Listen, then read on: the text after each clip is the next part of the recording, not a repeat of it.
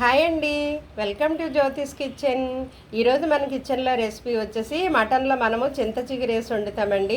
ఇప్పుడు సీజనల్గా మనకి చింత చిగురు దొరికే కాలం కాబట్టి సీజనల్గా దొరికే వాటిని మనం వంటల్లో వినియోగించుకోవడం వల్ల మనకి మంచి మంచి పోషకాలన్నీ లభిస్తాయండి. చింత చిగురులో అనేకమైన లాభాలు మనకు ఉన్నాయి, మంచి మంచి పోషకాలు ఉన్నాయి. ఈ కాంబినేషన్లో కర్రీ కూడా చాలా సూపర్ టేస్ట్ ఉంటుందండి. టేస్ట్ అయితే అదిరిపోతుంది. ఇది రైసు రోటీ దేంట్లోకైనా బాగుంటుందండి. మరి ఇంకేమాత్రం ఆలస్యం చేయకుండా తయారీ విధానం చూసేద్దాం.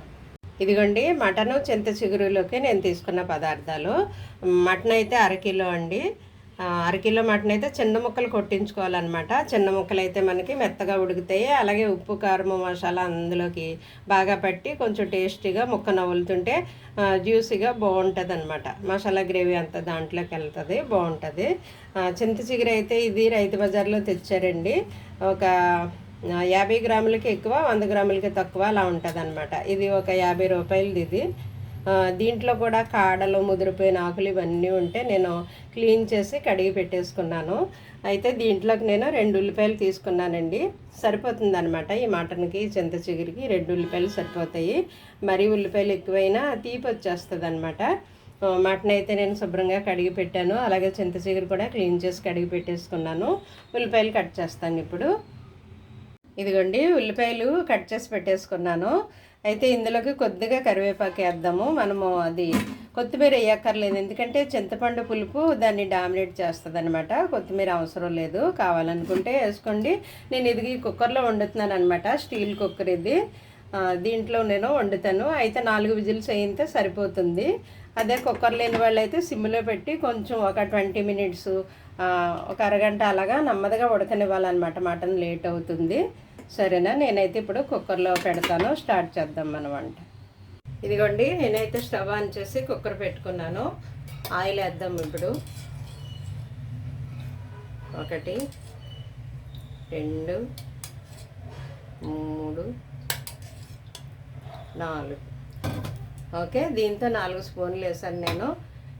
ఇది సరిపోతుంది మటన్ కాబట్టి. కొంచెం ఎక్కువ ఆయిల్ పడుతుంది కదా, 4 వేసాను. ఆయిల్ హీట్ అయిన వెంటనే మనం ఆనియన్ వేసేద్దాం.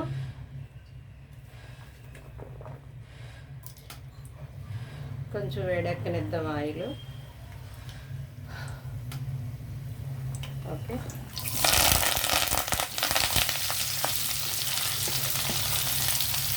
ఉల్లిపాయలు కరివేపాకు వేస్తాను ఇందులోను. అందువల్ల కరివేపాకు వేయడం వల్ల చిప్పట్లాడిందనమాట.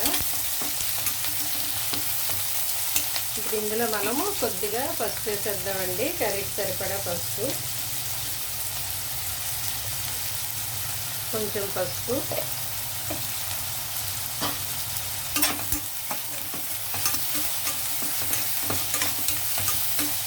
అలాగే అల్లం వెల్లుల్లి పేస్ట్ వేద్దాం. ఇప్పుడు ఒక 1/2 స్పూన్ వేస్తున్నాను నేను, 1/2 కేజీతోనే. కొంచెం పచ్చివాసన పోయేదాకా అల్లం వెల్లుల్లి వేగనిద్దాం.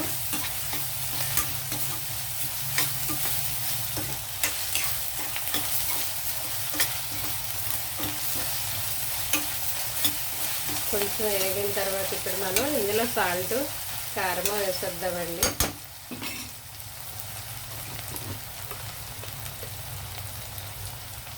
ఇంకో కర్రీకి సరిపడా వేసేస్తున్నాను. ఒక 1/2 స్పూన్ వేసాను. నా స్పూన్ పెద్దది కాబట్టి మీరు తీసుకున్న స్పూను అలాగే మీరు తినే టేస్ట్ని బట్టి మీరు ఎక్కువ తక్కువ అడ్జస్ట్ చేసుకోవాలి. ఇప్పుడు కారం కూడా వేసేద్దాం మనం. కారం 1 2 3 స్పూన్లు ఫుల్గా పైకంటే వేసానండి ఈ స్పూన్తో నేను. ఎందుకంటే మనం చింత చిగురు వేస్తాం కదా, సో కొంచెం పులుపు ఉంటుంది కాబట్టి కారం పడుతుంది అనమాట. ఇది ఎలా ఉంటుందంటే గోంగూర మటన్ వండుతాం కదా, అలాగే ఉంటుంది. ఆ విధంగా ఆ టైప్లో ఉంటుంది అనమాట. గోంగూర మటన్ లాగా చింత చిగురు మటను బాగుంటుంది టేస్ట్. ట్రై చేయండి. ఇదిగో కారం వేసిన తర్వాత మరి మనం వెంటనే మటన్ వేసేద్దాం ఇందులోకి.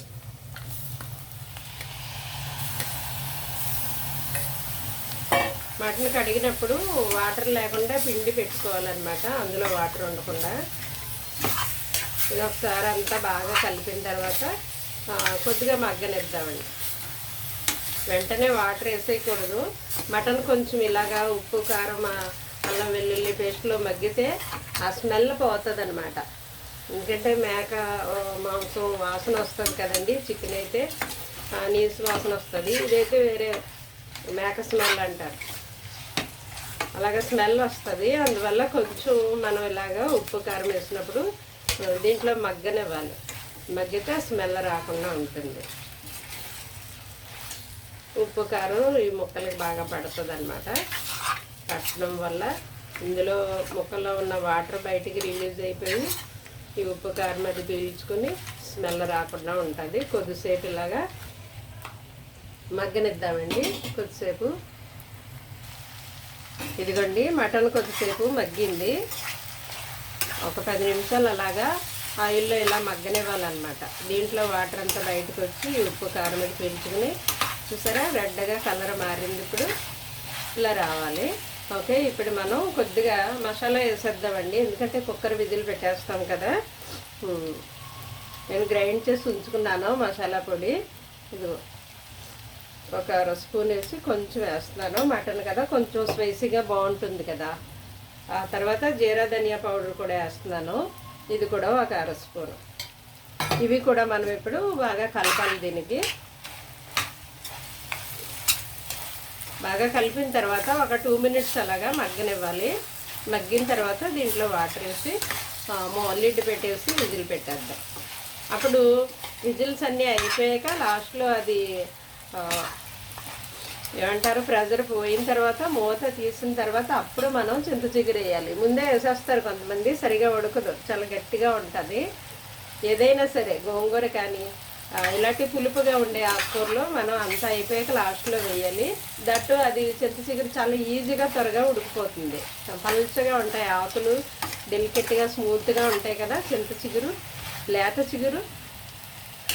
అందువల్ల లేత చిగురు కాబట్టి తొందరగా ఉడికిపోతుంది. లాస్ట్లో వేసేసి మనం కొంచెం ఒక 5 నిమిషాలు అలా మగ్గనిస్తే సరిపోతుంది అనమాట. ఇప్పుడు ఇవన్నీ వేసాం కదండి, ఒక 2 మినిట్స్ అలాగా మగ్గనిద్దాం. ఇదిగోండి ఒక 2 మినిట్స్ అలా మగ్గింది. మనం మసాలా అల్లం వెల్లుల్లి ఇవన్నీ జీరా ధనియా పౌడరు ఇవన్నీ వేసాం కదా, బాగా పట్టిందనమాట ముక్కలకి. ఇప్పుడు మనం వాటర్ వేసేద్దాము. ఎక్కువ వాటర్ అవసరం లేదు, ముక్కలు ములిగే వరకు వేయండి చాలు, మరీ ఎక్కువ అవసరం లేదు.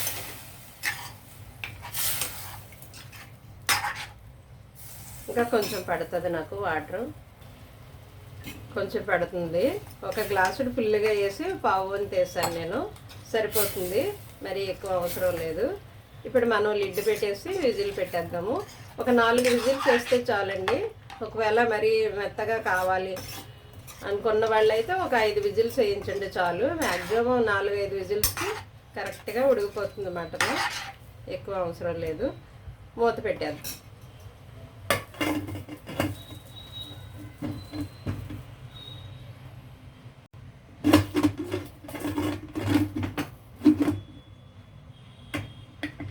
ఓకే అండి, 4 విజిల్స్ వేయిందాం.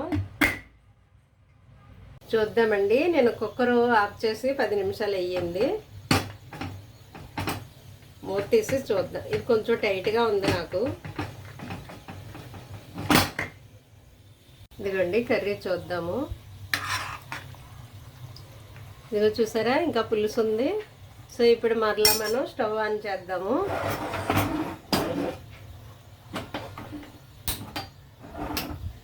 స్టవ్ ఆన్ చేసి ఇది పెట్టేసి చింత చిగురు వేసేద్దామండి. ఇప్పుడు మొత్తం చింత చిగురు ఇది చాలా లేతగా ఉంది, లేత చిగురు కదా, చింత చిగురు అంటేనే లేతగా ఉంటుంది. సో త్వరగానే ఉడికిపోతుంది. ఇది చింత చిగురు దొరికే రోజులు కదండి. ఈ సీజన్లో చింత చిగురు ఎక్కువగా దొరుకుతుంది కాబట్టి ఏ సీజన్లో దొరికే వాటిని మనం ఉపయోగించుకొని తినాలి. ఆయా పోషకాలు మనకు వస్తాయి అన్నమాట. సీజనల్గా దొరికే వాటిని, సీజనల్ ఫ్రూట్స్ కానీ సీజనల్ వెజిటబుల్స్, ఏ సీజన్లో దొరికే వాటిని ఆ సీజన్లో మనం కొనుక్కొని తింటూ ఉంటే, ఉపయోగించుకుని వండుకొని తింటుంటే ఆయా పోషకాలన్నీ మనకు వస్తాయి అన్నమాట. సో మనకు ఆరోగ్యానికి హెల్ప్ఫుల్గా ఉపయోగపడతాయి. ఈ చింత చిగురులో ఉండే పోషకాలు తోటకూరలో రావు కదండి, గోంగూరలో ఉండేవి చింత చిగురులో రావు. దేని ప్రత్యేకత దానిది అన్నమాట. అందువల్ల ఏ సీజన్లో దొరికే వాటిని మనం ఆ సీజన్లో తింటూ ఉండాలి, వంటల్లో ఉపయోగించుకుంటూ ఉండాలి. అవి మనకి ఆరోగ్యానికి హెల్ప్ఫుల్గా ఉపయోగపడతాయి. ఒక 10 మినిట్స్ అలాగా ఉడకనిద్దామండి, కొంచెమే. ఈ టైంలో మీరు ఉప్పు సరిపోయిందో లేదో చూసుకోండి. ఇంకా మనం దీంట్లో కొత్తిమీర అది వేయము, ఇలా ఈ టేస్టే బాగుంటుంది. కాకపోతే ఒక 10 నిమిషాలు అలా మగ్గనిచ్చేస్తే సరిపోతుంది. ఈ టైంలో సాల్ట్ చూసుకోండి. ఇదిగోండి, ఇలాగ 10 నిమిషాలు కొద్దిసేపు ఇలా ఎగరనివ్వాలన్నమాట. ఎగిరితే ఇందులోని పులుపు ఇదంతా మొక్కలకు కూడా పడుతుంది అనమాట. చింత చిగురులో ఎక్కువ ప్రోటీన్లు, ఖనిజాలు, ఫైబరు కూడా ఉంటాయటండి. ఇందులో పోషకాలు చాలా పుష్కలంగా ఉంటాయి. అందువల్ల మనము ఏ సీజన్లో దొరికే ఆ సీజన్లో తింటూ ఉండాలన్నమాట. ఇందులో చింత చిగురులో యాంటీ బ్యాక్టీరియాగా పనిచేస్తుందట. అలాగే డయాబెటిక్ ఉన్న వాళ్ళకి షుగర్ తగ్గిస్తుందటండి, కంట్రోల్లో ఉంచుతుందట షుగరు. అలాగే జీర్ణక్రియకు ఉపయోగపడుతుందట. అలాగే ఇది మనకి వ్యాధి నిరోధక శక్తి పెంచుతుంది. కొలెస్ట్రాల్ లెవెల్స్ కూడా తగ్గిస్తుందటండి చింత చిగురు. అలాగే అనేక వ్యాధులు మనకి రాకుండా, ఫంగల్ ఇన్ఫెక్షన్లు కానీ, లేదంటే సీజనల్గా వ్యాధులు వస్తూ ఉంటాయి కదండి, వర్షాకాలంలో సీజనల్గా వ్యాధులు వస్తూ ఉంటాయి. అలాగా అవి రాకుండా మనకి ఇన్ఫెక్షన్లు, సీజనల్ వ్యాధులు రాకుండా మనకి ఇమ్యూనిటీ పెంచుతుందట. కాబట్టి ఇది మనం దొరికినప్పుడు వంటల్లో వాడుకోవాలండి. ఎందుకంటే సంవత్సరం అంతా దొరకదు కదా మనకి, ఇది సీజనల్గా దొరుకుతుంది.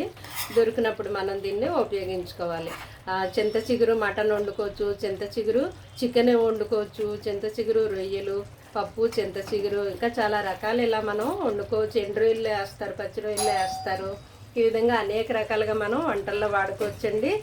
ఇది ఆల్మోస్ట్ అయిపోయింది. ఇది ఇలాగా ఈ స్ట్రక్చర్ వస్తే చాలు, ఈ విధంగా ఇలా దగ్గరికి ఎగిరితే చాలండి. ఇది మనం ఆపేసి డిష్ అవుట్ చేయొచ్చు. దీన్ని ఇప్పుడు ఆపేద్దాం. స్టవ్ ఆపేస్తున్నాను నేను. ఇదిగోండి, ఫైనల్గా వేడివేడిగా మన చింత చిగురు మటన్ కర్రీ రెడీ అయిపోయింది. ఇది రైస్లోకి, రోటీ, పుల్కా, చపాతీ దేంట్లోకైనా బాగుంటుందండి ఈ కాంబినేషన్లో. ఈ విధంగా మీరు కనుక కర్రీ వండితే ఇంట్లో అందరూ లైక్ చేస్తారండి. మరి చింత చిగురులో ఉండే విటమిన్స్, పోషకాలు అన్నీ మనం తెలుసుకున్నాం కదండి. ఇందులో విటమిన్స్ ఎక్కువగా ఉంటుంది. దానివల్ల మనకి వ్యాధి నిరోధక శక్తి పెరుగుతుంది, ఇమ్యూనిటీ పెంచుతుంది అన్నమాట. అదేవిధంగా మధుమేహం కూడా తగ్గిస్తుంది అటండి. ఇది రుచి కోసమే కాదు, అనేకమైన సీజనల్ వ్యాధులు మనకు రాకుండా మనల్ని రక్షిస్తుంది. సో దొరికినప్పుడు చింత చిగురిని మన వంటకాల్లో ఉపయోగించుకుందాం, మన ఆరోగ్యాన్ని మనం కాపాడుకుందాం. Thank you.